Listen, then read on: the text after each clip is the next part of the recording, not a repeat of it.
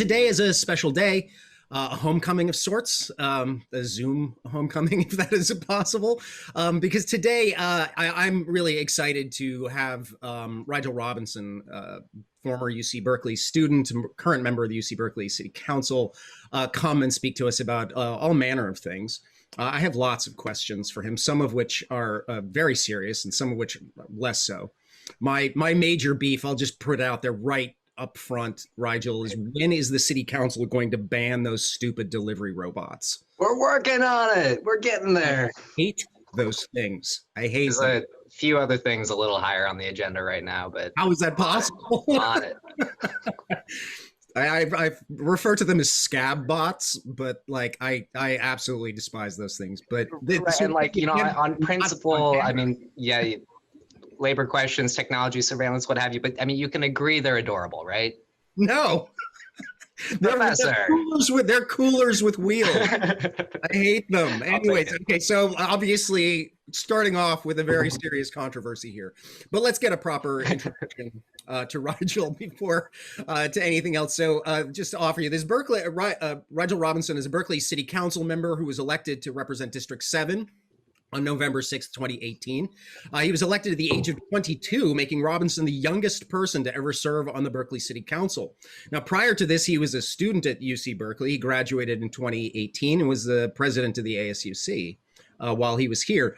Now, prior to this election, right, he was Robinson was a leader in student efforts to support development of more affordable housing and particularly student housing, to divest the University of California from the Dakota Access Pipeline, to oust a UC Regent accused of sexual harassment, and secure additional state funding for the UC, and produce the first tuition decrease in 20 years.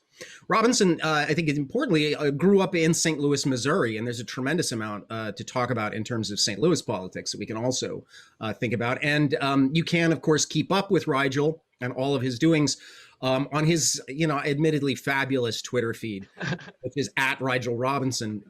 I think he has a great Twitter feed. He wins the Berkeley City Council for the best Twitter feed. But some of these are my favorite examples. This one, I love the proximity to power shot up here about, these two photos are pretty great because there's, there you are in the background, sort of close to Biden. And then the photo with then Senator Harris has the worst lighting I think I've ever seen would be a formal line.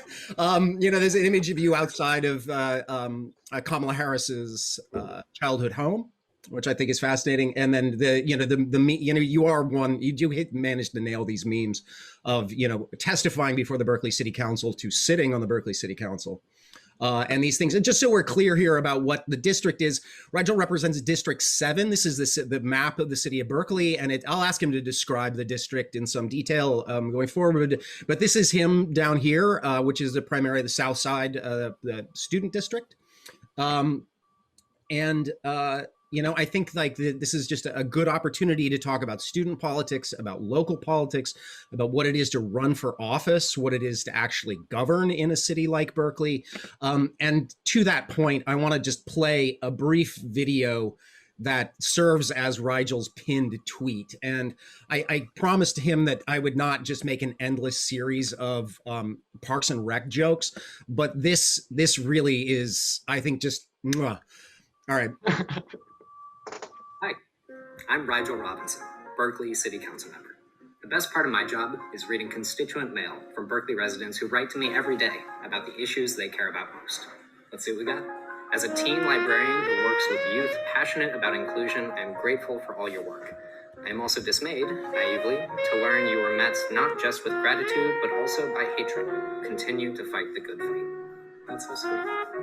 Okay, next we have, this is from San Jose. Not exactly a constituent, but that's okay. They sent me The Magic Horse, a Persian fable, just the entire fable. It appears to be about a prince who tried to ride a magic horse before he knew how. Okay, we have Houston, Texas. Is city council members really that stupid? Liberalism is a mental disorder. Okay, John, that's useful.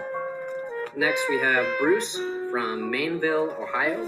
Dear Rigel, Sounds like the inmates are running the asylum in Berkeley.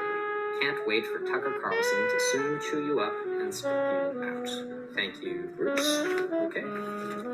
From Ron, God one day will judge you. You idiots should ban yourselves. Sincerely, Ron, Trump supporter. This is sweet. This one there's a bunch of stickers on the back that say, good job, bravo, super. Do we call boys sucking each other off girly girl parade? You need to get a life. Either you're so fucking stupid or just bored. Or maybe you need a cock up your ass. They sent me porn. They printed out thumbnails of porn and glued it to the letter. That's amazing. Oh my god. Okay. This has been fun. Thank you all so much for writing. You can always write to me with questions, concerns, or ideas for the future of District 7. Have a great day. Hi. Sorry, I'm gonna stop laughing now. As you can see, like, I just found that utterly priceless. But it is my distinct pleasure and honor to introduce Steve Rigel Robinson. Let him. I'm sure he looks like he's going to get more mail. Well, I think I kept that one. It's in here somewhere. It's important to me.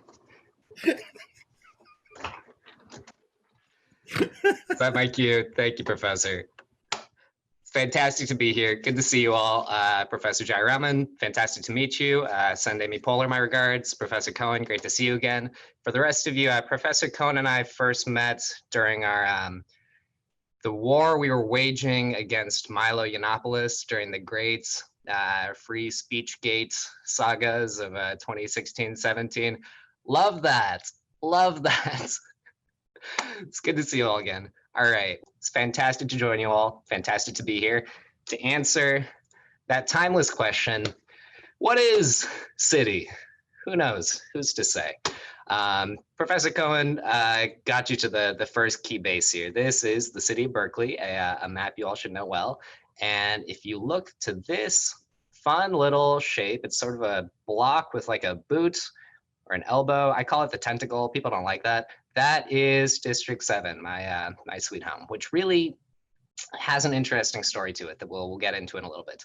So yes, I'm a city council member for the city of Berkeley, graduated from Cal in 2018, which has been a complicated journey. But even the bare structure of the city council of Berkeley is worth digging into for just a moment. Most cities of our size, we're a city of only around 120,000 people. Most cities have a 5-person city council structure with most council members elected at large and maybe even having a rotating mayorship rather than a mayor that's elected citywide. In Berkeley, for years now, we've had a district system of elections, recognizing that each of our neighborhoods have such profound localized issues, which creates a real opportunity for every council member to really be a very direct and responsive representative for their district. The issues we deal with at the waterfront and along the manufacturing sector of West Berkeley are so fundamentally different from the severe fire risk and the concerns that residents in the hills have, which are in turn so different from challenges we're dealing with in South Berkeley and Southside and downtown. But District 7 looks the way that it does today for a particular sort of novel and exciting reason. District 7, covering the UC Berkeley campus and the bulk of the Southside neighborhood, has for years, for decades really, been colloquially called the student district. It had always been the most student dense, always had the most students living in it, but for years had not been represented by anyone with a particular lens or grasp on the student experience.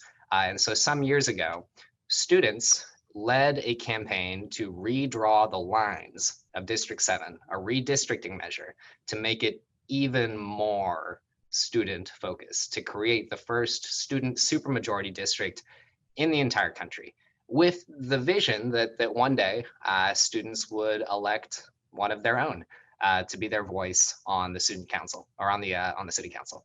There had been one student elected to the city council prior. You might know Nancy Skinner. She's our state senator today.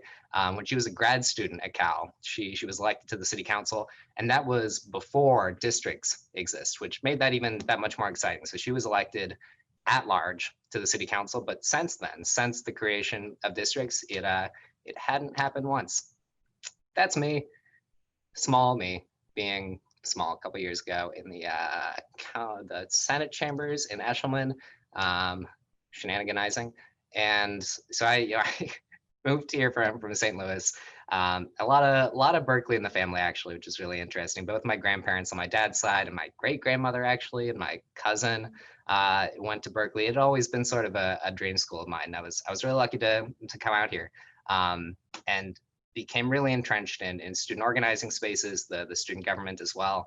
And I have an interesting time wondering what I'd be up to right now had I not ended up running for city council. But my senior year, a weird combination of my friends and older activists in the city who were ready for a change in this seat basically bullied me into running for city council because the seat was coming up for re-election. And so because in 2014, those students had passed that redistricting measure to redraw the lines of District 7, this was the first election in 2018 using that new map that had been created in 2014.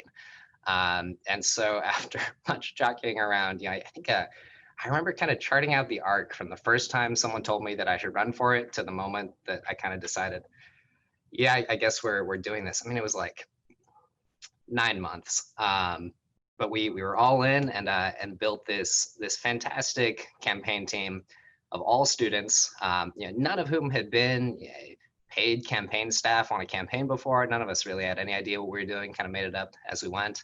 And I announced, if you look at the little date tag on the top, I think April 26th, I think that was the week before finals my senior year. Just really did not want to study, and maybe my greatest act of procrastination, decided to run for the city council. And that worked out okay. It was a really interesting race and a very strange experience. But upon my election, became the youngest city council member to serve the city in ever, which is real bizarre. So that's me. That's what our council meetings used to look like, in the before times and the good times. This is what they look like now, which is great. I was actually sitting in this chair last night. Our council meetings are Tuesday nights, which means I'm a little sort of like cognitively hungover every Wednesday morning, if that's apparent at all. But we're here to talk about what the city council does and why. If you watch Parks and Rec, you honestly probably have a pretty good sense already.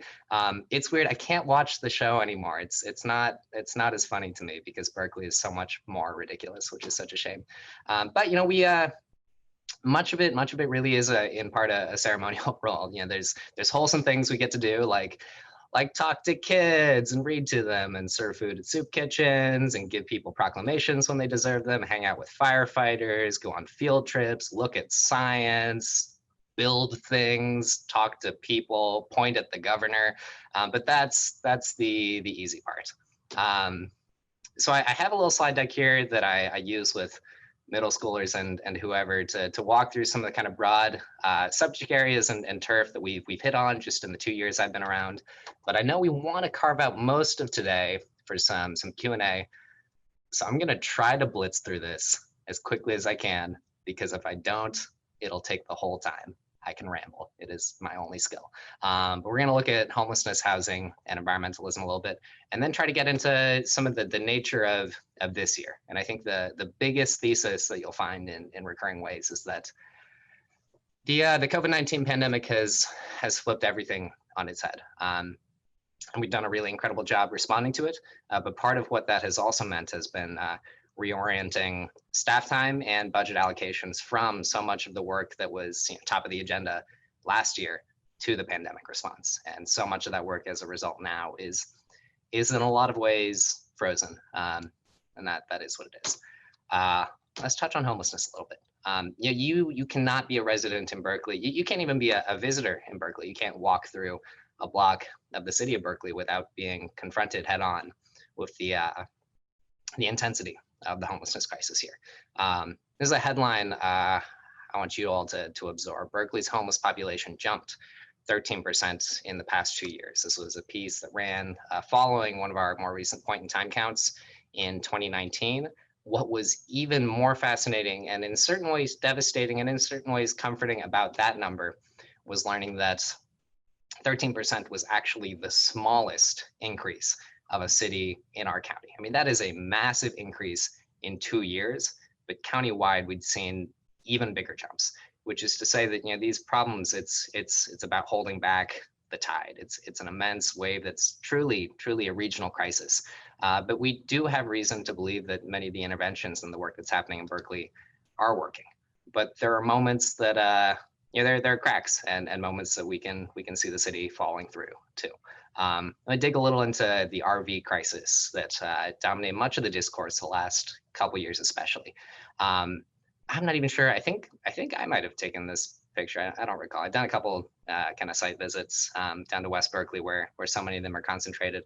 At our best guesstimate, there's around 200 RVs scattered across the city, but for the most part in West Berkeley that are inhabited. And, you know, people are living in them. It is their homes.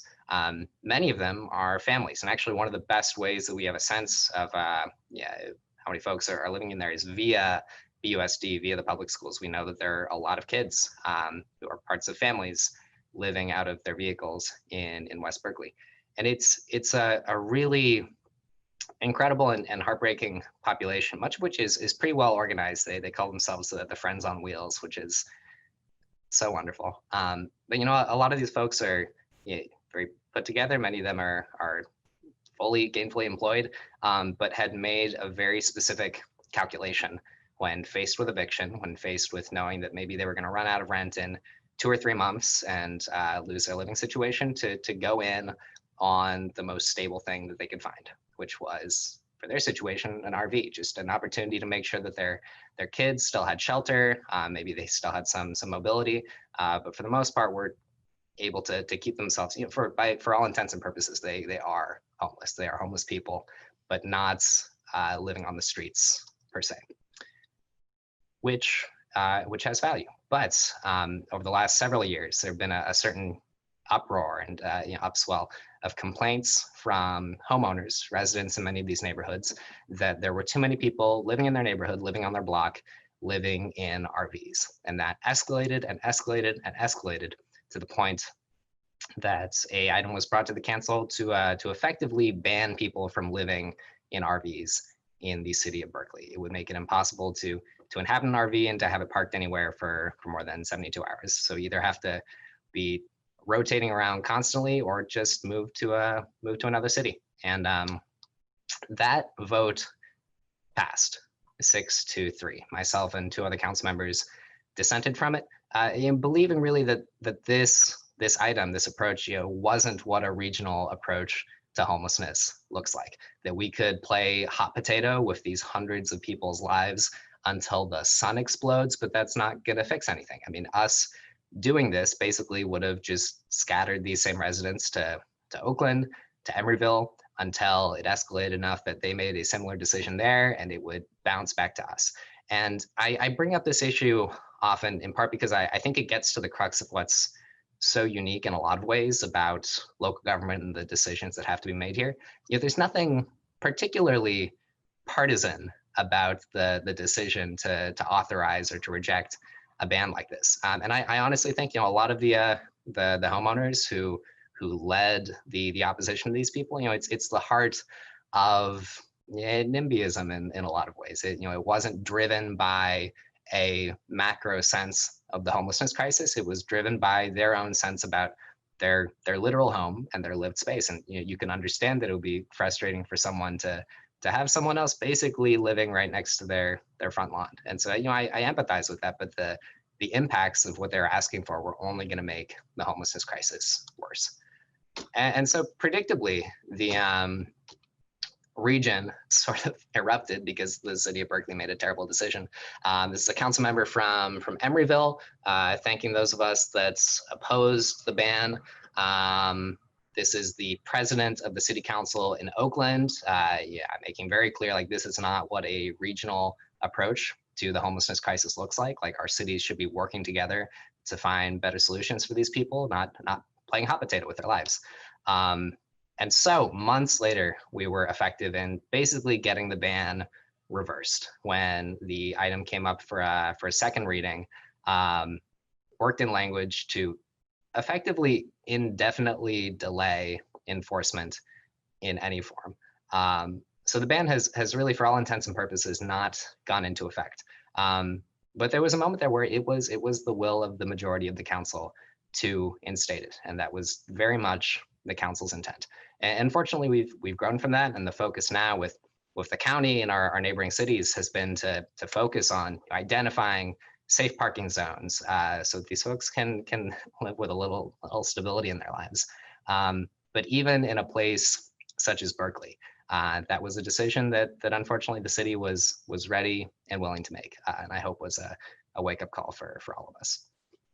Worth noting, of course, that much of that work too has been slowed down and bogged down by the pandemic. You know, many of the same folks that would be the staff working on staffing up a safe parking location have been occupied with dozens and dozens and dozens of other things related to COVID-19. So we haven't seen as much movement on that sense as we would like, but the big win is, you know, the enforcement is not happening. These people have not been evicted from our city.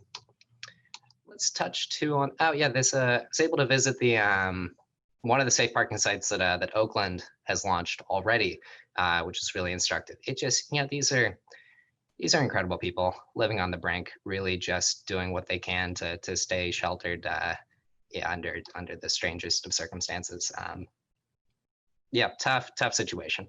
Let's talk housing a little bit. Obviously, very related. Does anyone recognize that corner? If you want to unmute yourself and yell it at me. 10 points to whoever. There's no points. Is it the Walgreens? It is. Was that a kill? 10 points to a kill. Good work. That is the Walgreens. You might not even recognize it right now because the bricks outside don't look anything like that anymore. You know, they recently renovated the entire BART station plaza. But yes, that is Walgreens, providing a critical and invaluable service to our community as a Walgreens. I kind of mean that. I got my flu shot there a couple weeks ago. But this is what is planned for that site imminently. It's I think a 272 unit apartment building, and is in so many ways just perfect. I mean, it's a massive apartment building right on the BART station. I mean, you talk about transit-oriented development. It literally does not get more transit-oriented than being literally on a BART station. It would replace a couple second floor office space, so there's no displacement questions. You know, there's no, we actually have a very strict demolitions ordinance that makes it next to impossible to destroy, say, you know, rent-controlled housing, for example, to build luxury new condos or whatever you're looking at. And the Walgreens actually is expected to be able to move back in on the ground floor someday when that breaks ground. And the project would contribute $10.3 million to the city's Affordable Housing Trust Fund, which is the pool of monies that we use to build supportive housing for the homeless and affordable units all over the city. We actually just broke ground on a project at it's at Berkeley Way. It's like right by, if you've ever gone to the Korean fried chicken place at Banchan, it's why there's so much construction happening in the parking lot right next door. That's the one, which we're only able to build because of Affordable Housing Trust Fund monies that we extract from developers basically every time a new project anywhere gets built. So, you know, a rather elegant proposal that came before us, again, replacing just a little bit of office space with a massive amount of new housing, literally on the BART station in the middle of a housing crisis. But that got a little bit complicated. The hearing when we heard this building, so there's a zoning adjustments board of the city. It's basically their job to say yes or no to every building that gets proposed in the city of Berkeley. They said a big resounding yes to this project. And then that got appealed. So it comes up to the city council for the city council to say yes or no to this building. And I have never seen a more perfectly bifurcated, disparate, I mean, truly almost segregated public comment section for really almost any, probably literally any item that I've heard on the city council in the last 2 years. I mean, you had upwards of 100 people easily, maybe close to 2, come out to speak about this project, which makes sense. It's a significant project, and it was really almost this simple. You had dozens and dozens and dozens of young people, many of them students, students of color especially, housing advocates, coming to support this project, usually for either one of 2 reasons. Yeah, they're sort of the supply side housing advocates who believe that just more units period is always a net good, and yeah, that argument is compelling for this building. And there's the affordable housing advocates who are most compelled by the fact that this would be the biggest contribution to our affordable housing trust fund of any project in recent memory. $10.3 million. There's a lot you can do with that. So they were really married to making sure that this project went through, so we were able to use those monies to build supportive housing for the homeless. That was one group. And then you had dozens and dozens and dozens of, and I mean this, almost exclusively old white homeowners in the Berkeley Hills coming out to this meeting to demand that the project fail because it's a big building, and there's a corner of the building, it's right in the heart of downtown, there's a corner of the building that when you're standing at the base of the Campanile and looking out at the Golden Gate Bridge, it's a beautiful view. It's part of why the campus is built where it is. As you're looking out at that bridge, should this building be built, there's a corner of the building that would cut into a little part of your view of the Golden Gate Bridge. And that was very offensive to people. So you have dozens of housing advocates coming out and saying, we know it's a big project, we know it looks and smells like gentrification, but this is what we need. This is part of the solution to our housing crisis in Berkeley. And dozens of old white folks in the hills saying, you absolutely cannot do this because you're going to infringe on our view that is so sacred and tear apart everything that makes Berkeley special. And it became such a bizarre sort of dichotomy as, you're hearing that, and then students after hearing that are coming up to the dais saying, we're the ones who walk by the Campanile every day. We're the ones on that campus who enjoy that view every day. We love that view too, but we would literally so much rather sacrifice a couple inches of it if it would help put a dent, even a tiny little dent, in our housing crisis here in Berkeley. And it was approved. We approved the building. It will break ground hopefully in the next year. It was a 6-3 vote, I think. And people didn't take that very well. This is an article that ran shortly after from a publication that one of our friends in the Hills runs. ASUC a-holes adopt modern equivalent of blackface for council hearing. I don't know what that means. I'm not gonna get into the irony of an old white lady accusing students, many of them of color, literally including several Black students, of blackface for supporting housing and affordable housing in Berkeley. I'm not going to get into that, but it is what it is. And I bring this up to paint some of the divisions we have in our city too. There's Berkeley is a progressive icon in so many ways, but it also, statewide, particularly in conversations around housing development, we are the butt of every joke about NIMBYism. There's few places that can claim that mantle better, and it really showed itself on this project, but also, as we'll get into, for some much more modest developments that are worth talking about. This is a map that I imagine many of you have seen. This is the redlining map of the East Bay. You might know this line quite well if you can see my cursor. So this, we're looking at the whole bay here, Berkeley, Emeryville, Oakland, Alameda. This line here is the line above which, if you were Black or Asian or a person of color, you could not live, period, full stop. That is a street that was called Grove Street, and then the city symbolically renamed it Martin Luther King Way, and in doing so, ended racism. So redlining explicitly is not legal, of course, anymore. But what we find really fascinating is the relationship that redlining still has to our zoning maps in cities like Berkeley and all over the country today.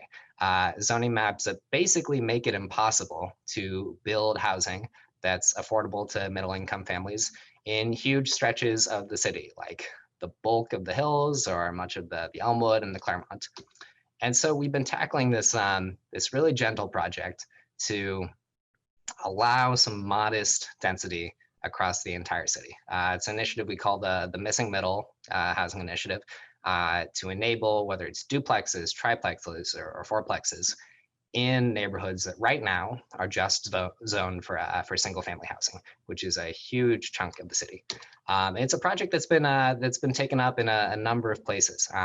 Minneapolis, I believe, was actually the first city to scrap single family zoning citywide. And recently, I think Oregon, like the entire state, I don't recall if it was by way of their state legislature or a ballot initiative, did the same thing. So now the bottom rung of the zoning map is a duplex, which basically means, you know, the potential for what you could build on that site and the potential home value, the potential you know, income that a family would need to move into that neighborhood is halved, which is a huge piece of our, you know, the much broader integration conversation. You know, so many of our neighborhoods today are literally more segregated organically and often you know, by way of zoning than they were when explicit segregation by race was the practice and legal, which is nuts. So we've been chipping away at that, but you know, we often get bluntly almost the same sorts of extreme reactions to even modest changes in how neighborhoods are planned that we do when you're looking at a tower in the middle of downtown Berkeley. You know, concerns that it's going to tear apart the neighborhood character of the hills or the Elmwood, and that's letting middle income people move in will be a tragedy for the schools or the block or what have you. It's tough. It's a lot, but we're working on it and getting there. And you know, part of the huge nexus here naturally too is its relationship to climate policy. Much of the sprawl that we've seen in the deeper Outer Bay area is because cities like Berkeley for decades and San Francisco especially have you know, not done enough to build affordable housing within their own city limits as job growth in the area has boomed. So there's nexuses upon nexuses here. Which segues nicely into a couple of the environmental projects we've been working on just the last couple of years that I'll breeze through. That is one of my favorite headlines. Berkeley has no more forks to give. Oh, I was supposed to thread the needle. Okay, I'm gonna rewind 3 seconds. We're working on this missing middle housing project, but it's frozen because of the pandemic. That's the recurring theme that I'm supposed to bring up more often. There we go. And which brings us to the single-use disposables ordinance we passed a year or two ago.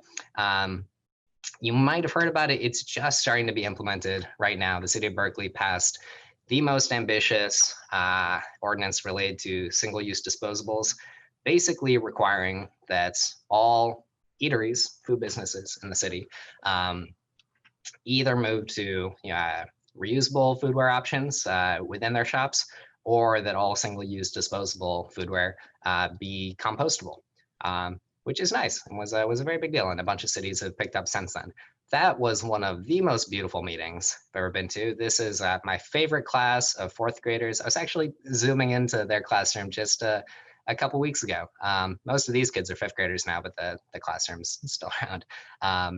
You all are doing great. A Zoom classroom of fourth graders is a sight for the eyes. It's incredible that that's its own thing.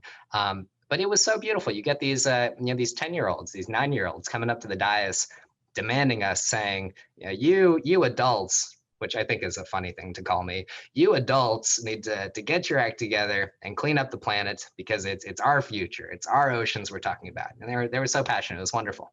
And that little trash bin that our friend is holding up is the entirety of the waste that classroom had generated for an entire school year. So this teacher teaches the classroom to be zero waste, and it's so wonderful. They're great at it. Anyway, we approved that, and now it's basically not going anywhere because we were on the cusp of rolling it out when the pandemic struck, and suddenly takeout food became just the name of the game, and it suddenly became it was such an ordeal, such a battle that honestly was done so elegantly and so well to get the small business community on board with this proposal, to convince them that they could adopt these practices, and it might be revenue neutral, or maybe even a savings for them in the long run. That was a huge undertaking. And that suddenly became an entirely unreasonable ask when the pandemic struck. And every one of our small businesses has been living on the brink, just trying to get by, let alone roll out some dramatic new program.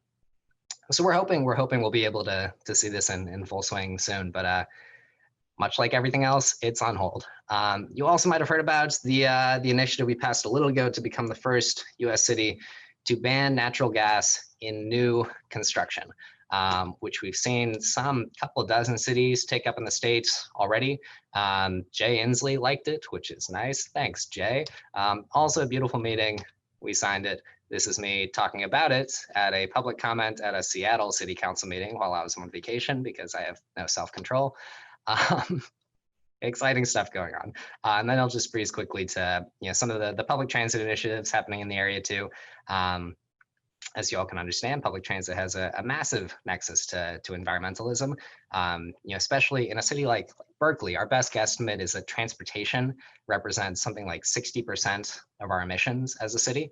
So getting people to the greatest extent possible out of private combustion engine vehicles is such a huge piece of the climate question. And a city like Berkeley, we're lucky to already have a really robust transit network, but it can always go so much further, talking about whether it's fare-free transit or the routes themselves. This I like to bring up because it again it gets to some of the simultaneous ambition and also regressiveness of a place such as Berkeley. Tempo. This is the bus rapid transit line that was proposed around 2000 to connect in a beautiful way Berkeley to Oakland and to San Leandro in one incredible BRT, bus rapid transit corridor. These buses are magical. So what they do, you get these bus only lanes in the middle of your arterial. And the big key here is that when they build out this system, the bus talks to the traffic signals. The traffic signals talk to the bus. So when this bus is going down its route, it never has a red light. It's like that scene in Eagle Eye. It's just green lights until you're in Berkeley, which has an incredible implications for commuters across the region. The university was very invested in it. We have professors and faculty that live all over the East Bay that need to drive into Berkeley, and then that creates a massive need for parking spaces in Berkeley on limited university land that they would like to use for other things. So there was a massive investment and interest in this project happening. That was in 2000. In 2010, the final proposals come forward and the city of Berkeley cuts itself off from the plan and says, actually, we don't want anything to do with this because they were worried about losing some parking spaces along Telegraph and the noise impacts of the construction. And I'm sure to some people that felt like the right decision at the time, but the rest of the project carried forward. And so the bus rapid transit route connecting Oakland to San Leandro just opened a couple months ago. Of course, a decade on from that decision, a decade on from the inception of the project, these things happen slowly.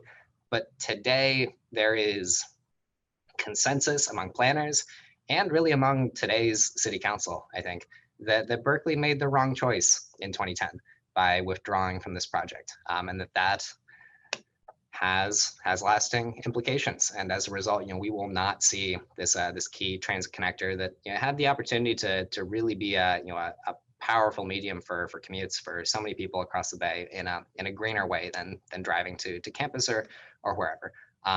So we make a lot of decisions that it's easy to be for your judgment to be clouded by the immediate impacts, but the long-term picture is always so key. Related to that is a little project we're working on to redesign Telegraph Avenue into a shared street. Beautiful stuff, touching on street lighting in the area. But that's all to say that's so much, everything I've just named is pretty much frozen. As you can imagine, nothing since March has looked the same. And in ways that, for the most part, I think you can probably predict. I'll touch a little bit on testing, support for our small businesses, and Black Lives Matter. I actually just got my 11th test yesterday. For those of you that are in Berkeley, We're so lucky. It is so easy. I guess you all have the Tang Center too. Yeah, get tested. It's a great time. We've been incredibly lucky in Berkeley in so many ways. I think coming into the pandemic, there are so many factors that, with our understanding of the virus, it looked like really just set us up for failure. We are an urban area with a robust public transit network. We're a very international region. We have a close relationship to 2 massive airports very close to the city. There's a lot of travel in and out of here. We also have a gigantic, massive public university. This is a headline that the student newspaper at the University of North Carolina ran.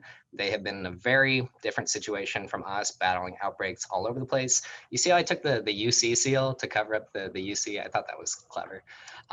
Anyway, I mean, it's almost the exact opposite of the relationship that we've had to our campus. Berkeley has, in so many ways, I'm sure they can always be doing more, but really successfully prevented the massive outbreaks that we know have happened at campuses all over the place.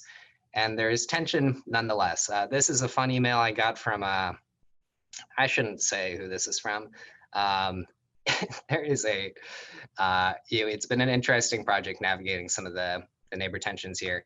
From people who clearly don't believe that that the city of Berkeley is a home, in a sense, for many of our students.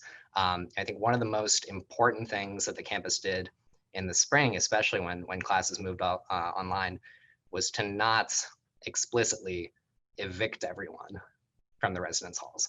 That's what Harvard did. Harvard did that. They gave everyone 5 days notice, and everyone had to get out of the residence halls. And we have so many students for whom that may be the only home they have. They may not have somewhere else to go back to. And they really went above and beyond in that regard too. I know there were handfuls of students who were allowed to stay in the residence halls through the summer, who otherwise, in normal circumstances, would have had to leave at the end of the semester because they didn't have somewhere else to go back to. So juggling that relationship with longer term residents who are very fearful that the student community is going to be the vector for a massive outbreak has been a challenge. But we're lucky that much of what has contained the spread is a really robust testing protocol, which is pretty easy to tap into. cityofberkeley.info/coronavirus. That's me swabbing myself. It's a great time. Go do it. I touch on this tweet. It reads, "If you're in Berkeley, please stop by Taco Sinaloa on Telegraph. They're making enough for rent, but not enough to pay their workers, so they might close down. Their tacos are bomb. If you're looking for a place to eat, check them out." I present that and ask each of you to close your eyes and replace in that tweet the words Taco Sinaloa with whatever your favorite small business is in Berkeley, because it is true of literally all of them. The list of permanent closures is growing. We lost Buffalo Exchange, we lost Daiso, we lost University Press Books. Right next to University Press Books is the Musical Offering Cafe. I think it's Gene Spencer who owns that, and Berkeley Side just did an incredible piece about them. They're on the brink, like so many folks in the neighborhood. It's a combination of just the raw impacts of the pandemic, but also the acute impacts, particularly around campus, of students for the most part not being around anymore and shopping in a very different way. So the city is doing what we can to keep them afloat. We pulled together a relief fund, carving out everything that we could find within our own budget to offer grants to small businesses that were struggling. The challenge there is that every small business is struggling. So we were swamped with applications, wanted to provide what we could to as many of them as possible, but you give a grant to everyone and then the grant ends up being small enough that it barely puts a dent in the situation for anybody. But every last little bit helps. So we've also been focusing on finding creative ways to make sure the businesses are able to operate to the extent they can safely. We were one of the first cities to really launch and embark in an outdoor dining operation.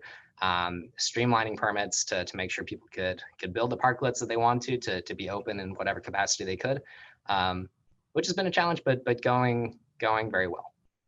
And of course, I would be remiss not to note just how much this reinvigorated movement for racial justice this year has transformed the discourse, among my own city council, but really for cities all over the country. It's been a really incredible thing that's happened this year that has really put the pressure on cities uniquely, almost more so than state legislatures, more so than Congress. I think because in so many ways, people are realizing that it's your city councils that with direct oversight over the departments that really have the agency to create some of the changes that we're talking about. And Berkeley's in a unique position to take a leading role in so much of this work. The narrative, especially, I mean, since the tragic murder of George Floyd, has focused so much more fundamentally on the role of policing in our society, the nature of policing, the definition of a police officer. People are tired of tinkering around the edges of the reform efforts that have really characterized the last couple of years and the last couple decades, really. I think one point that illustrates that best here, Berkeley, and I think this article talked about that a little bit, was one of the first cities in the country to create a citizen review board for the police department. That was novel and that was radical at the time, but that was decades ago.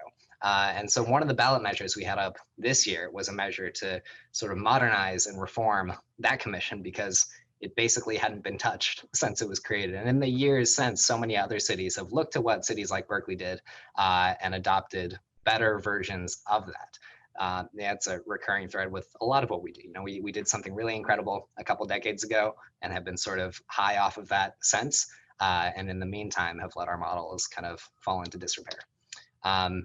One piece of all this that I'm particularly invested in, we're engaged in a massive reimagining process right now to really try to redefine the role of law enforcement in our society. I think there's three particular huge vectors that I think have a lot of promise, and that's homelessness response, mental health response, and traffic enforcement, which I think in many ways is the piece that is most exciting, most promising, and also the most fraught because there's virtually no precedent for what we're working on right now and trying to do. When you look to homelessness response, to mental health response, you look to programs like Cahoots in Eugene, Oregon, which has done a really excellent job basically carving out more and more of the role of a police officer in Eugene, Oregon, and designating effectively social workers to answer those calls instead. Traffic enforcement, if we can pull this off, we would truly be the first city in the country to make this work. And I think it's any conversation about changing the relationship that law enforcement officers have to residents is incomplete without a focus on traffic stops, I believe. I mean, they are the single most common interaction that Americans have with police, period. It has to be a centerpiece of our work. And it also has been the genesis of so many of the most heartbreaking stories that have dominated the narrative around this for years. You look to Sam DuBose, Sandra Bland, I think Philando Castile too, all pretextual traffic stops that escalated and went wrong. We can end that, I think. And that's funny. I think because I was using these slides before the election, I had this in here. That's happened now. The election was a thing. We had a bunch of important matters on our ballot too, all but one of which I think passed. I think they might still be counting HH, our utility users tax, might not have quite made it through. We're in good shape. Anyway, I'll wrap things up. I present all this to show you in so many ways, the nature of my role and to sort of paint a thesis that I've come to, just how grateful I am every day in this role that I ran. It's a strange experience to know so concretely that I really feel like I have a different perspective on a lot of these issues than many of my colleagues, but one that is frankly shared by so many of our constituents and residents. But also to paint a picture of just how accessible these roles can and should be. My election in November 2018 was that day was exciting to me. Naturally, I was on the ballot. It was the end of the election. But the most beautiful thing that happened that day to me was these three folks. It was Caitlin, Jocelyn, and Brian, three other UC Berkeley alumni who were all four of us. We were running for office at the exact same time. And you know, keeping up with each of their races as they announced earlier in the year. You know, I read everything. I stalked their local newspapers. You know, most folks would not have told you that any of them had great odds. You know, they were candidates unlike the folks who usually won in their cities. But that November election, each and every one of them was elected. And in retrospect, it's so obvious. So Caitlin was, I think, 3 years older than me. I met her my freshman year. She was graduating that year. Caitlin is now the only member of the school board in Petaluma, her hometown, who actually attended the Petaluma public schools that she now governs. And Jocelyn, who was running in Eastvale, she was a transfer student I met at Cal. She is now the only Democrat, and I think the only woman on her city council. And Brian was my class, actually. Brian and I would get in trouble in the back of Bob Reich's lectures for working on other stuff and just kind of being there for iClicker points. Brian was elected to the Delano City Council, his hometown of Delano, where he's now, I mean, such an incredible, outspoken, and overdue advocate for the immigrant communities in his city, particularly undocumented folks. And I think the first thing he did when he stepped into office was introduce his own city's sanctuary city resolution. But each one of these people, they, you know, when they announced, you know, people didn't think they looked or sounded anything like the candidates who usually win, but they won in landslides because they were the candidates that their residents and their voters had been waiting for. There had always been a need and a demand for a voice like theirs, a candidate like theirs. It just took someone saying, I can do better than what I'm seeing from the status quo, from what I'm seeing from my incumbents. And it worked, and it was a beautiful thing, and they're all doing great. And I present that to encourage each of you to think about your own hometowns, to think about your relationship to your community, and ask yourself just bluntly if you like what you're seeing and what you can do about it maybe. Anyway, that's me. I don't know why I put my cell phone number on this slide. Don't make that a mistake. But if you ever want to be in touch about anything at all, I'm not hard to find. Thank you. That was outstanding. Really, I mean, both inspiring and detail oriented. Well done. Well, I'll go ahead and ask you a question, Rigel. Sure, please do. Thanks for joining us. You know, I don't know if the four of Brian, I know Brian. He was my executive assistant, actually. No way. When he was at Cal, yeah. Oh, that's fantastic. Oh my God. He actually was the last person I saw before it became a crime to see your friends. He was passing through the area in Berkeley. We got breakfast at Bet's, I think, in 4th Street, and then I think the next day we figured out how shelter in place was going to work. Yeah. Sorry, go on. No, I don't know if any of the four of you have already been, like, if any of the four of you are already very clear about kind of your trajectory politically. That would be interesting to know about. Yeah. Yeah, that's a really funny question. Well, my honest answer for myself is always that I have no idea what I'm doing and have never planned anything in my life more than a week ahead of time, and wouldn't be in this role if not for friends who'd shoved me into it. I'll say for each of the others, yeah, it I think there's sort of a strange phenomenon being young in a role like this that is so often designed for people who are already retired. You know, we're shiny objects in a lot of ways, and you know, each one of us we catch up about this. You know, the moment any of us were elected, you know, people start asking things like that, like, okay, so what, like Congress next? It's like I haven't even gone through orientation for this job. Like, oh my God, chill. But I don't know. We'll see. You mentioned Brian. Brian especially. I think his member of Congress, who's TJ Cox, who just flipped a seat. It's looking on track to probably lose his seat again. I don't know. Brian's a very inspiring individual. Yeah, that would be real spicy. I have some ideas for him. Well, what would you say to any of the students in the class that are thinking about potentially a future in politics? Running? Yeah. Think about first steps, how to think about it. Right. Do it. I'm sure you're all wonderful people, and this line of work needs more good people. I don't know how to say that without subtweeting too many people I work with directly. But it's a challenging and very strange sphere. But I think one thing that's been really instructive to me is just realizing the powerful extent to which there really are no qualifications for being a representative, an elected official. In fact, I actually think it's almost, I find often that lawyers I work with who are elected officials think that because they're a lawyer, they're more qualified to be an elected official than anyone else, having gone to law school, and now they can implement and write the law. Yeah, I find that's so often not the case. And I think the whole country had a bit of a wake up call around that with the election and role of Alexandria Ocasio-Cortez, whose most prominent job title prior to being a member of Congress was being a bartender. And she is, without question, one of the most effective members of that body today.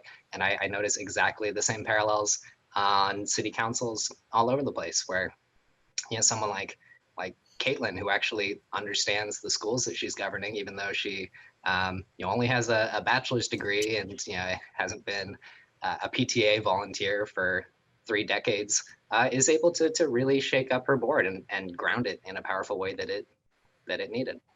Yeah, I just want to temper that by saying, not temper it, but add to it by saying everybody who wants to think and is thinking about it should definitely run, and not everybody needs to make change by running for office. Oh, absolutely. Yeah. We need people.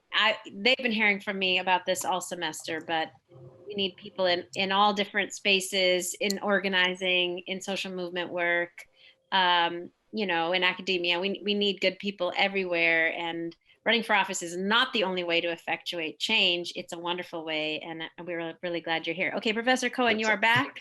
I was just wondering about, I caught the end of that, I think, really powerful conversation, but I'm just wondering again, what really did you have to learn, and how did your Berkeley education provide you with the space to do this? Yeah, in a lot of ways, maybe it's fortuitous that I did run, because there's no GPA requirement for winning an election. I probably spent a little more time at Berkeley preoccupied outside of the classroom than in it. But I will say, so much of my Berkeley experience and so many of ours, that the campus is a pressure cooker, and it thickens your skin a lot, no matter what spaces or what academic discipline you find yourself in. And interestingly, I think those sorts of skills and character traits are what set people up to do well in a role like this better than almost anything else. I know there's no real qualifications per se, but there are values, traits that I think it's really important for someone to have if you're going to do this role well. I mean, you need to be a hard worker, but most fundamentally a good listener, and perhaps even more fundamentally than that, be able to divorce the political from the personal, and to not have a problem with people saying ridiculous things about you, because if you agree with them on policy, it doesn't. That's all. It's immaterial. It's a strange very all the work we do is fundamentally personal, but to do it well, you need to treat it impersonally, if that makes any sense at all. Even with my colleagues on the council, every single one of them, there is no one on the council that I agree with 100% of the time, which means with 100% of the people on the council, there's something I've disagreed with them on before, and you can never let a disagreement over one thing make it harder for you to work together on what you're going to need to work together on the week after, which is hard and the opposite of how most relationships work. But yeah, Berkeley helped. I appreciate you bringing up, in particular, AOC, and it is this kind of fascinating thing in the ways in which, you know, the party of the working man, the sort of Republican Party of the working man, at the same time seems to have such for, you know, ordinary people who seek to actually get into politics and make change. And I'm just wondering, you know, how you were received by the rest of the council, being, you know, a student, being from Missouri, like, you know, just, you know, having, are you sort of welcomed into the committee, you know, as someone who, you know, who's not born and bred in Berkeley, but someone who's, you know, lived the life of a student, you know, has arrived here, became a student, you know, committed to the local community, and has, you know, now sought elect. I think I got most of that, and I think I really enjoyed it. It's a question that I think I dwell on a bit, but I don't know if anyone has ever asked me so directly. Yeah, it's strange. Yeah, coming into the role is really bizarre. When, you know, on the one hand, you know, when I was elected, I was as old as the council tenure of the person I succeeded. The guy who'd been the council member before me had been a city council member for 22 years, and I was 22 when I was elected, which I find hilarious. But the way that usually manifested itself, you know, every once in a while, you know, this happened less recently, but I'd have, yeah, colleagues or coworkers, you know, just in the tiniest moments, you know, refer to or like think it important to bring up that I was the same age as their son or daughter. And like the subtext of that is like, you should listen to me because I could be your dad. It's just very strange dynamics. But, you know, I will say the role is really built in a way that that counterbalances, you know, any of those elements. You know, everyone on the council has one vote, all 9 of us, and, you know, advocates, lobbyists, whoever, they need to work just as hard to convince me of something as they do someone who's been on the council for forever and a half.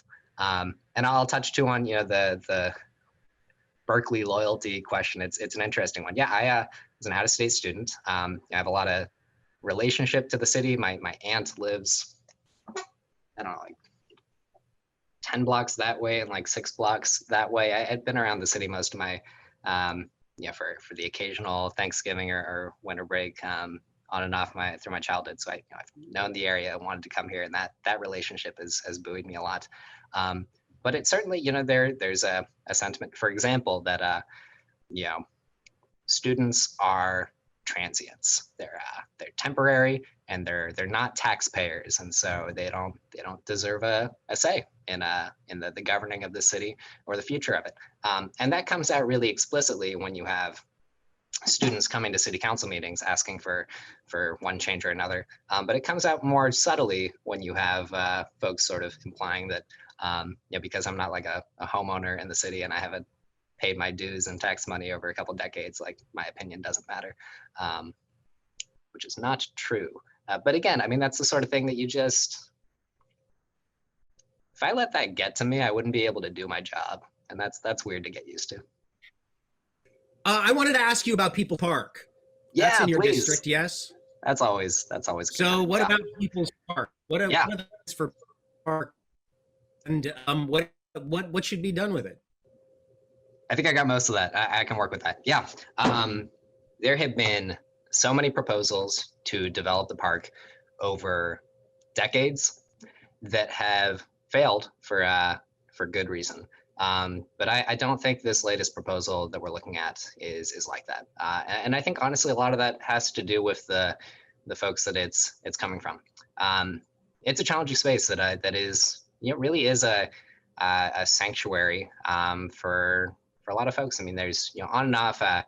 I've done a couple, you know, walkabouts with Ari Newlight. He's the social worker employed by the campus to help the folks there, who does such an incredible job. Honestly, it's mesmerizing seeing the way that he works. He has this massive, gigantic backpack that's like bigger than he is, and he rolls around, and people see him and they're like, Ari, how you doing? You know, what's the status on my paperwork? Because in addition to like, running around with socks and toothbrushes and anything people need. Like he's also everyone's mailbox and the like gateway to.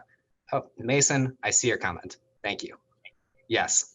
Let me zoom out. Okay, for those of us that have not spent too much time on South Side, so there's a plot of land 3 blocks south of campus in the heart of South Side that today is called People's Park. Decades ago, it was a neighborhood.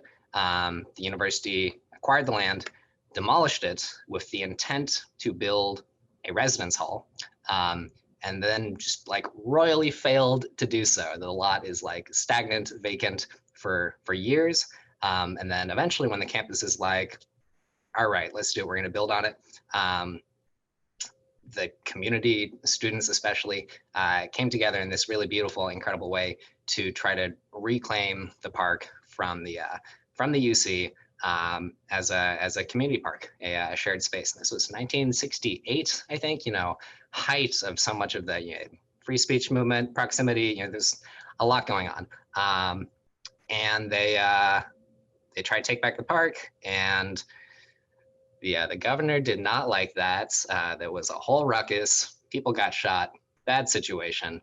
But the park was never built on, and the campus has been in this strange crusade to develop it largely since then. And in the meantime, it's become this incredible and complicated, really truly almost ungoverned space that in some ways feels like an effective sanctioned encampment almost.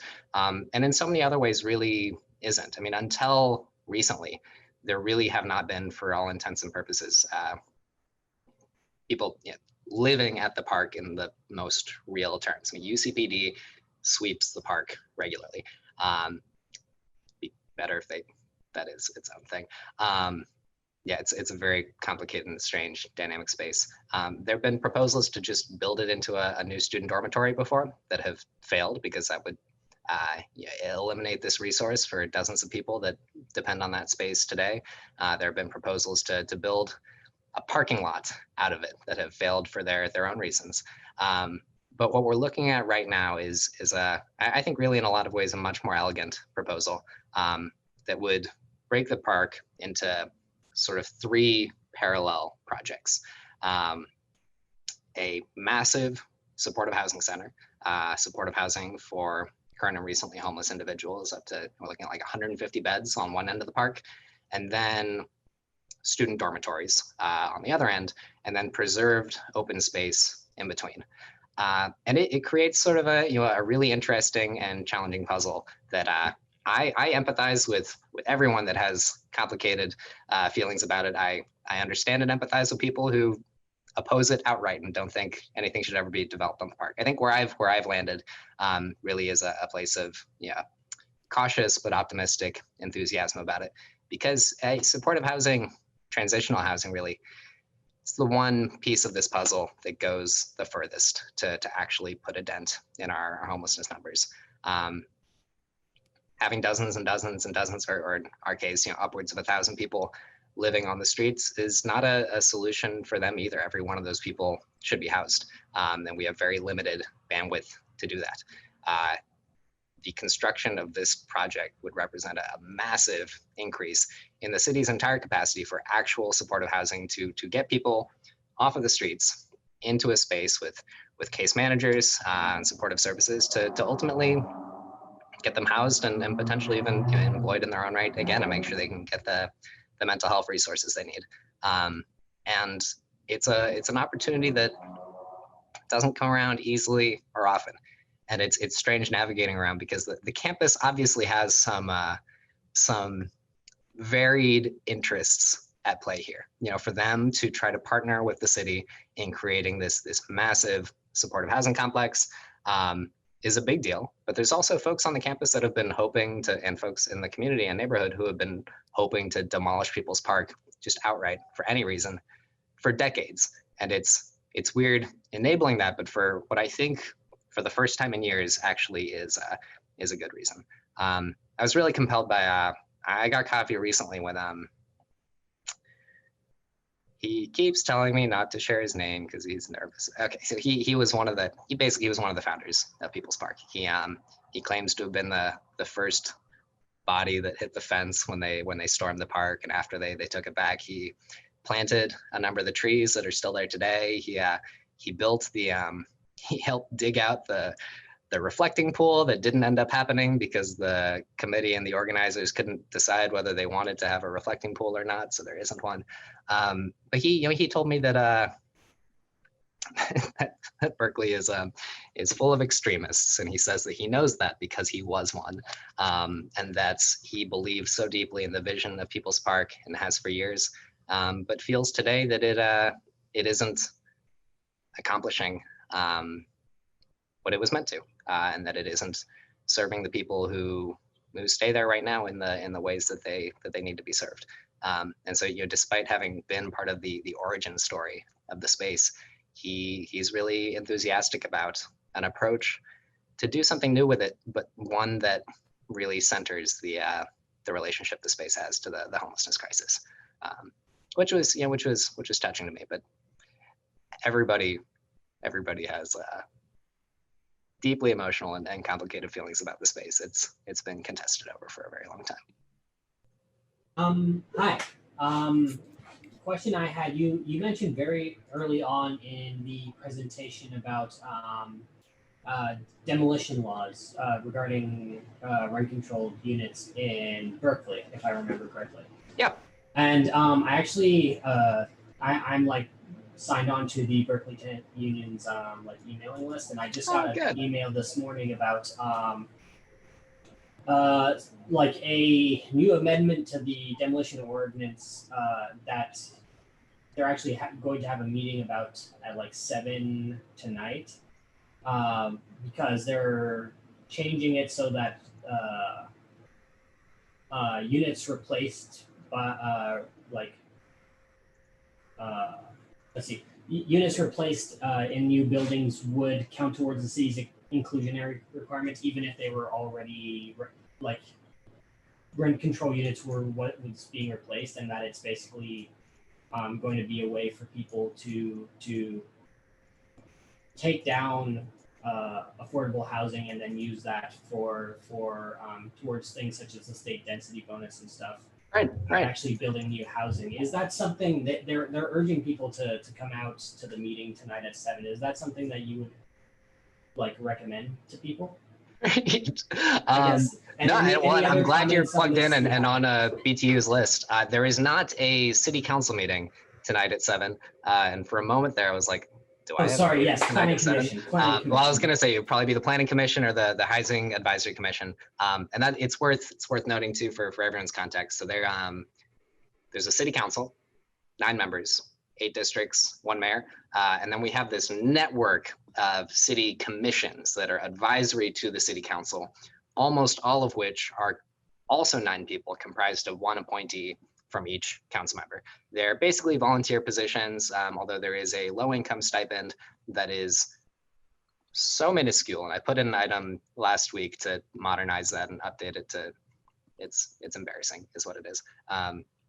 So worth plugging if you're interested in getting involved in the governance of the city. There are always commission vacancies somewhere. You should feel free to reach out and we can see where it makes sense to plug you in.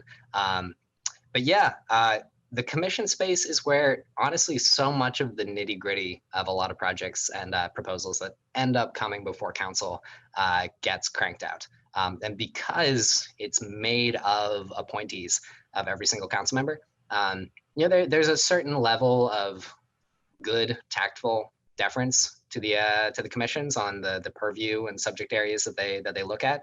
If you get a unanimous vote from the planning commission about an important zoning change, it would be complicated and potentially controversial for the city council to say, actually, we want to do something else. And we can. I mean, the commissions are advisory to the city council. But so often, for groups like the Berkeley Tenants Union or what have you, if there's a change that you want the council to approve, the most important place to massage that language, to get in the amendments that you want, is usually at the commission level, where it's a little more lower profile and a lot more accessible in a lot of ways. I have not looked at whatever item they're playing with tonight. But if you've never been to a commission meeting before, I would highly encourage you to call in, if nothing else, just to see how they operate. It's a fun space. Thank you so much, Rigel. Yeah, you got it. I'm reminded too of our demolition ordinance has been coming up a lot recently because there's a building the campus just acquired that they intend to demolish, which we have. Oh, is that what I sound like? So nasally. Really? God. But they intend to demolish to build some new student housing, and we're pretty unhappy about it because the if a private property owner had acquired the building and wanted to destroy it, it would be much more complicated too, and they would have to, because they're rent controlled units in the building, they would have to basically relocate those, or just be prevented from doing so outright. We really try to preserve what limited rent control unit stock we have. But because the UC is a state agency, they buy the building and are basically not affected by any of our local laws. Like our local minimum wage law doesn't apply to the campus or campus employees. So it took a little while for the campus to catch up, even though they're the biggest employer in the city. So that's been a little fraught. So like our demolition ordinance is not able to apply to this building where it has a very clear need for it to apply, because as a state agency, they can just ignore everything we do. Should we go to student questions, Professor Cohen? There's a bunch in the chat, or you guys can also just raise your hands. So there are. Yeah, maybe we could back up and the first one that I'm seeing is what is a way you would recommend getting involved in local government? Mason, do you want to come on and say what you're thinking here? Yeah, I would love to. My consideration, especially for those interested in, at least interacting with local government, maybe not running ourselves, is how we can get involved past just the emails and the phone calling that people recommend, especially in this time of lockdown. Like, what would you recommend either for us doing for our own political knowledge and know-how, as well as how can we interact with our local governments? Absolutely. Wait, that's right. Okay, and so we mean everywhere. Can I ask where you live? Like, are you in Berkeley right now? I actually am a San Francisco native, cool. but I'm Wonderful. in Phoenix, Arizona right now with my fiance. So Wonderful. I was born in Mesa, right outside, actually. Wow, that's so cool. My main and primary answer, related to what Cameron and I were just talking about, really is the commission's structure that is pretty parallel city to city to city to city. There's always a lot of advocacy work to be done, organizations you can plug into that will help you lobby your elected officials on items coming before the council, items you want somebody to introduce. But if you really, you want to have your hands on the legislation and help, basically be a volunteer policymaker. Almost every city has a commission structure. I think of my appointees on the commissions as like little council members. They basically are the council member for that purview and subject area, except that the recommendations of the commission are advisory, not final. So like, my appointee on the Transportation Commission really is, that commission creates their set of priorities for our bike network that we're working on. And then that list and that lineup comes to the city, and the city council approves it or may tinker with it, but so much of the initial work that goes into actually kind of creating, it's like a group project. If you have one person in the group that like does the first draft, like we're all just gonna kind of go with it, but like tinker with it a little to make it work. But like that first draft has a huge say in like the direction the project is going. That's like the role of these commissions. So when our Public Works Commission puts together our street repaving plan, they create that first huge list of like what we're going to try to crank out that year, and then council usually at most tinkers with it. And all those commissioners, they're volunteers. They're there because their council member entrusted them with that role, and sometimes it's because they have a deep relationship that goes back years, but a lot of the time it's just because they have a vacancy and they need to fill it. So if you ask, that might work out. I guess my quick follow-up to that is, in order to connect with these city council members and also to see what positions are open, how do people, how do you Google that so that Yeah. people can more easily get involved? Right. Yeah. Funny thing about our jobs, our contact information is all very public record. So for the city of Berkeley, especially, and I imagine it's similar for every city, on the webpage about commissions, so cityofberkeley.info/commissions, there's a tab that has the vacancy roster. So it'll show you a list of all our 30-something commissions, which is a ridiculous number of commissions to have, or 30-something commissions, and which council members have vacancies on them. And then that gives you a sense of direction. So if I'm passionate about the environment and I want to be on the Community Environmental Advisory Commission, even though I live in District 1, I go to that roster and I see that the council members for Districts 3 and 6 have vacancies, then that's who I want to harass. Great. I saw another one from Akil and another one from Sade. Do you guys want to questions? Yeah, sure. Yeah, I was just wondering how affordable it is to be a city council member full time and live in Berkeley, given the really high cost of living here. It's a really funny question, Akil, and timely. The answer to your question is no.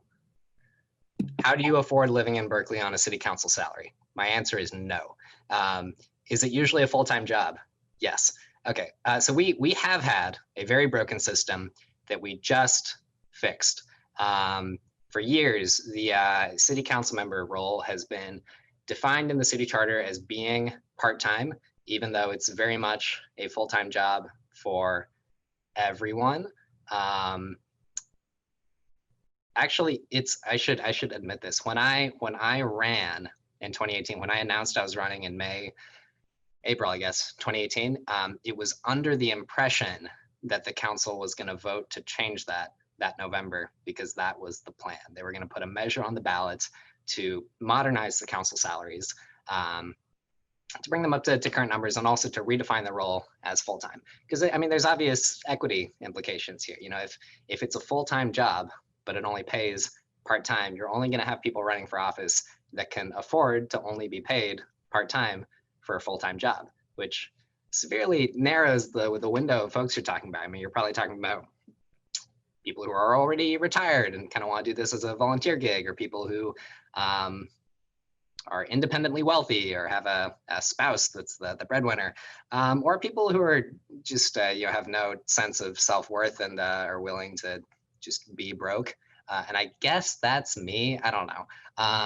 So when I announced, it was with the expectation they were going to put that on the ballot, and then they ended up pulling it off the ballot for reasons that seemed like a good idea at the time. In retrospect, they were not. But they put it back on the ballot this year, and it passed with flying colors, which honestly, I have to wonder how much I have to do with that, because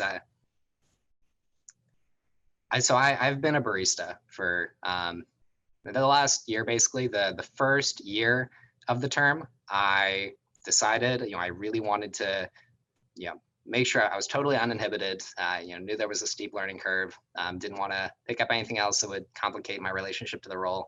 Do it as full-time as I could, and so I did. And I had a roommate during that time. And then the second year, being an adult, thought it was not unreasonable to think that maybe I shouldn't need to have a roommate anymore. Unfortunately, in the city of Berkeley, working on a part-time salary, what that meant, moving into my single, was that my rent made up 60% of my income from City Hall, which is not a super sustainable place to be. So I've been a barista. I work at the Pete's on 4th Street to this day, on weekends, which doesn't mean it doesn't cut into my time as a city council member. I'm still a full-time city council member, but then I work weekends at Pete's, which just means I haven't had a weekend since the before time, which is, again, not a great arrangement. But I hope in part because people have been appreciating more recently what what value there is in having a diversity of perspectives on the city council. We put the measure on the ballot, and it passed with flying colors. I mean, it was something like 65% of the vote to recognize that our council members are full-time, they should be compensated full-time. And so I had to send a really funny email to my manager at Pete's, like, hey, if this local ballot measure passes, I'm quitting. And they thought that was really funny and have been really good about it. So that works out. As soon as that goes into effect, I'll be done, which means right now I have in my Twitter bio, it says, I make laws and lattes, which I think is cute, and that won't be true for long. Hi, thank you so much for all the information you gave. My question was regarding like imposter syndrome, and like you were elected at such a young age, and that can be empowering, but the other side of that is suffering with like imposter syndrome. So I was wondering, do you suffer with that? And if you do, how do you conquer it actively? Totally. It's so weird. This is I guess the role is a little less direct and in your face in person these days because the whole world is on Zoom. But God, I remember it was so disorienting. The first times it's a strange role. It's really not that much authority. You have a lot of say in particularly long-term planning and budget allocations in your city. But the compulsion people have to treat you like a little prince, it's so bizarre. I'll like roll into a big community meeting of the whoever advocacy group, and I'll show up a little late because of who I am as a person, and they're talking, and they're in the middle of the program, and then someone will come up to whoever's the MC and like whisper something in their ear, and they'll be like, oh, then we're so honored to be joined by the honorable, they have to call me the honorable, like state law, they have to call me the honorable Councilmember Robinson, and then like the entire room of heads like pivot to the back where I am like stuffing my face with carrots and celery because the only reason I came was for the free food, just like in college, and that's disorienting. I'm like, that's not me. I'm a child. But I deal with it. I think the thing that I'm most grateful for and that's been most useful in that, there were a couple particular reasons that really had nothing to do with the role and the strange kind of psychological effect it has on you, that I started seeing a therapist in 2018.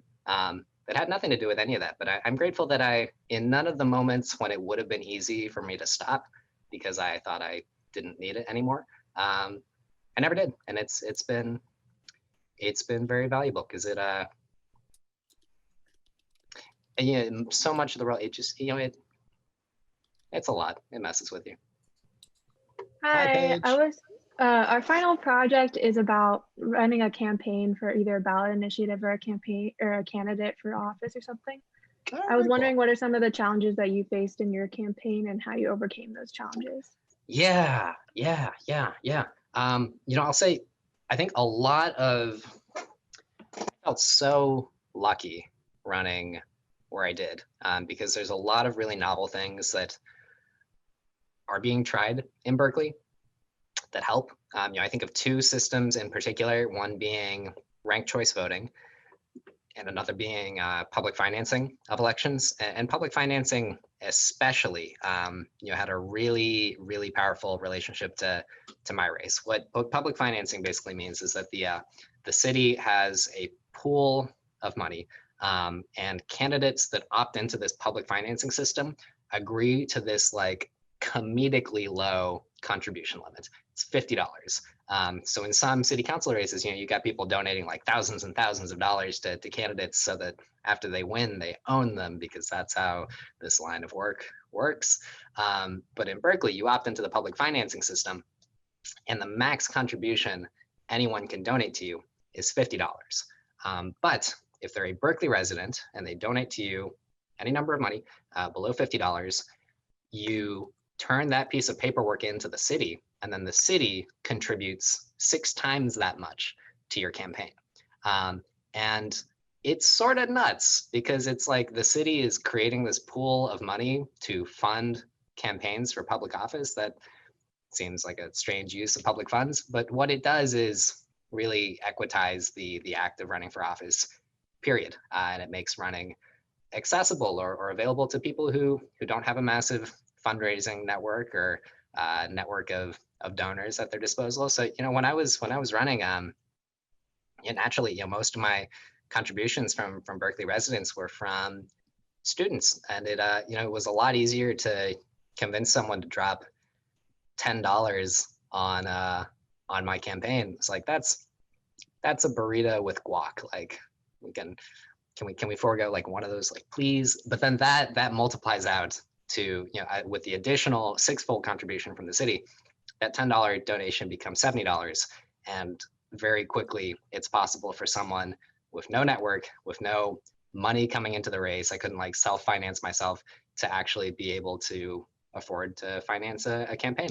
And that has been totally transformative for the sorts of folks that are able to even consider trying to govern the city in a place like Berkeley.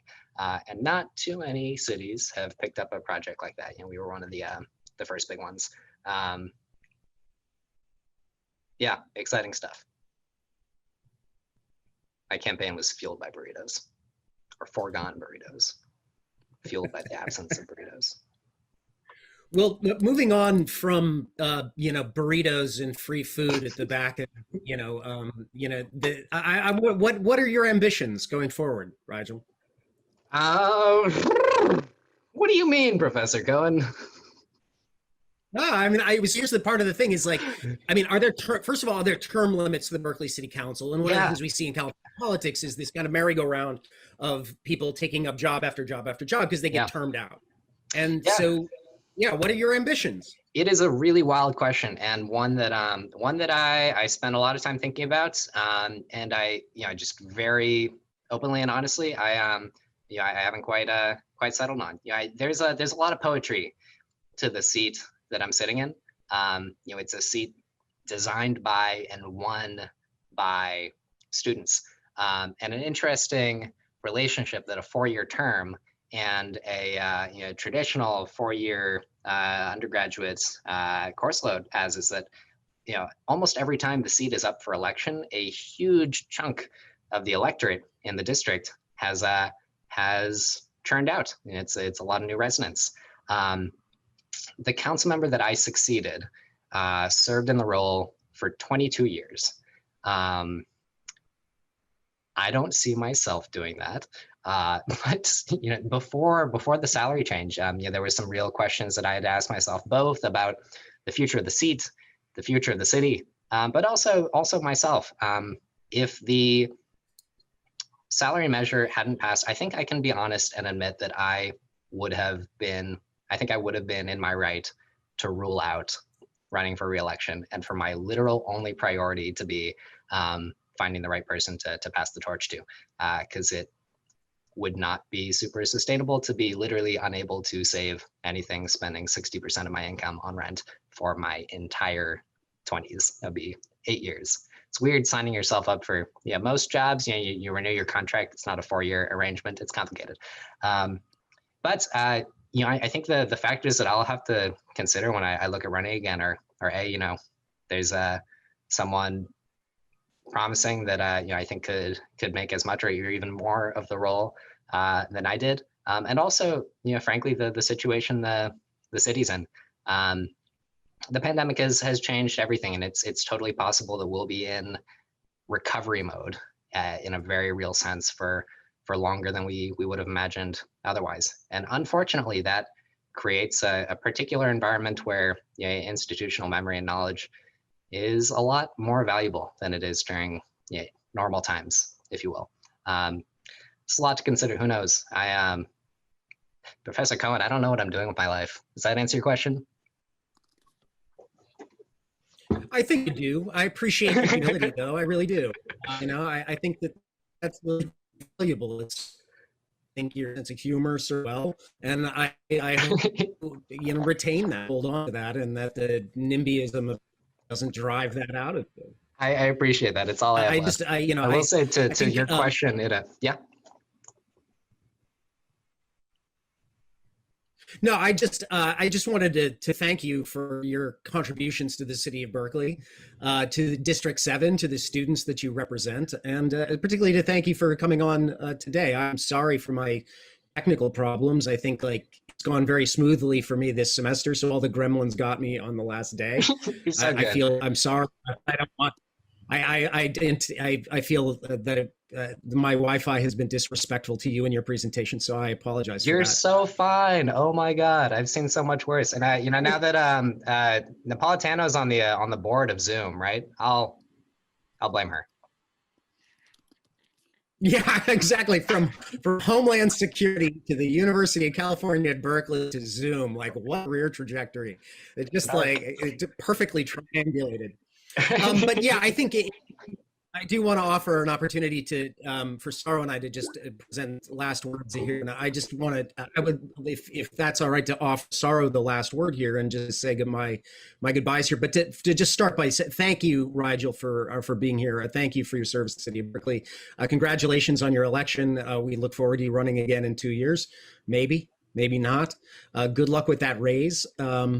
But I do just want to thank everyone that's had anything to do with this class. This is our last day. This is our last moment. I just want to thank all of you, particularly the students, for having the courage to sign up for such a bizarre experiment.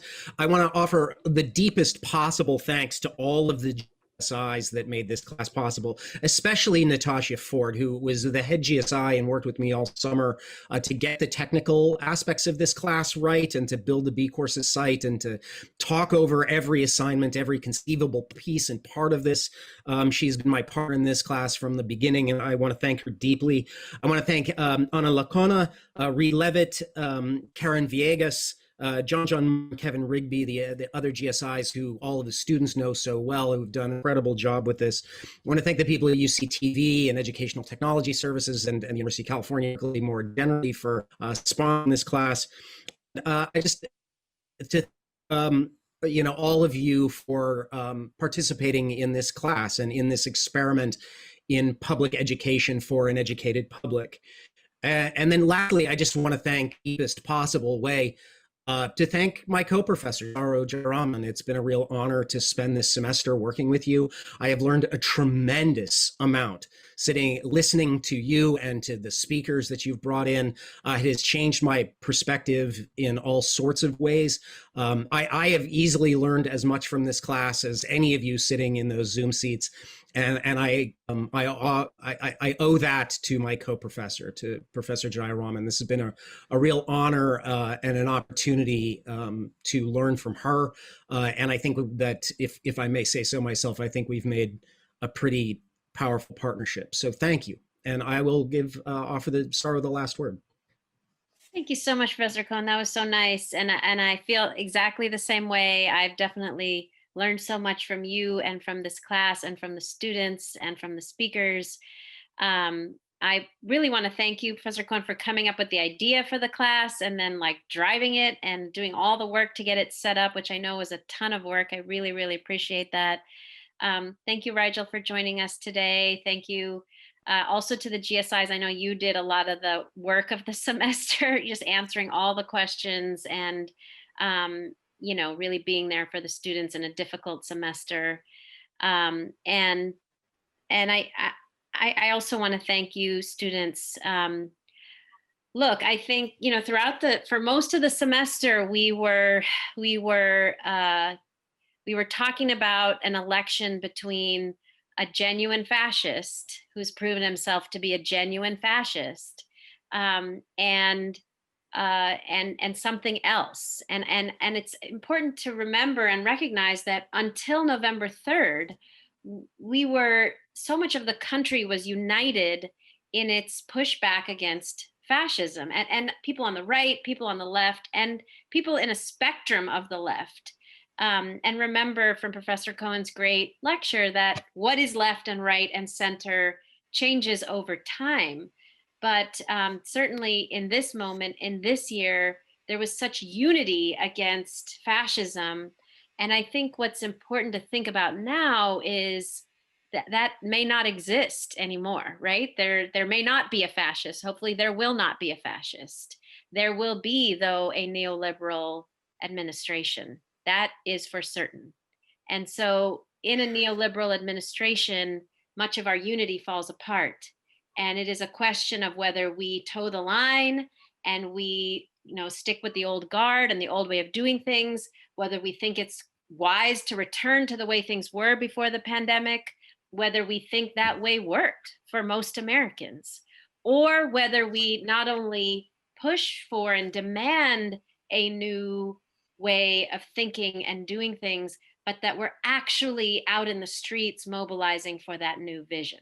That is the real question. Will we sit back and accept a neoliberal administration, or will we demand something else? And I'm so grateful to you as students, because all of my hope lies with you. Your ability, whether it's running for office as Rigel did, or hopefully you're out in the streets with me and Professor Cohen and others, demanding an entirely new vision for this country, one that, frankly, as we've talked about through the class, even much of the right has admitted most of the country agrees with. Most of the country wants universal health care and higher wages and climate change to be addressed. Most of the country agrees with that, whatever you want to call it, whether you want to call it progressive or whatever you want to call it. Most of the people agree with some kind of universal care for people and the planet. And the only question is whether most of the people will fight for that, whether most of the people will push for that, whether most of the people will not sit back and expect a neoliberal administration, regardless of party, to deliver that for us, because they will not. Today's lecture reminded me of something we really studied deeply last semester called co-governance. The idea that in many countries, social movements actually work to get their own elected. And then when they're elected, they hold them accountable and they hold them. They push on their friends and they hold those folks also, hold them, support them, because it's not going to help us to get our people elected, not even Rigel, not even AOC, if we don't provide the wind and the support for those folks to actually carry out the policies that everybody wants and needs. So co-governance is a different vision for how we govern collectively. It's one in which we're out in the streets, and being out in the streets actually supports those in office. So my hope and my prayer is that you get engaged in some form, whether it is running for office or engaging in social movements or in whatever form you think is best, but that you help us push for that new vision, because it is so desperately, desperately needed. So thank you, Professor Cohen, for creating the space and the platform for this to happen. And thank you to all of you, and to UC TV and to Berkeley, everybody at Berkeley who helped to make it happen as well.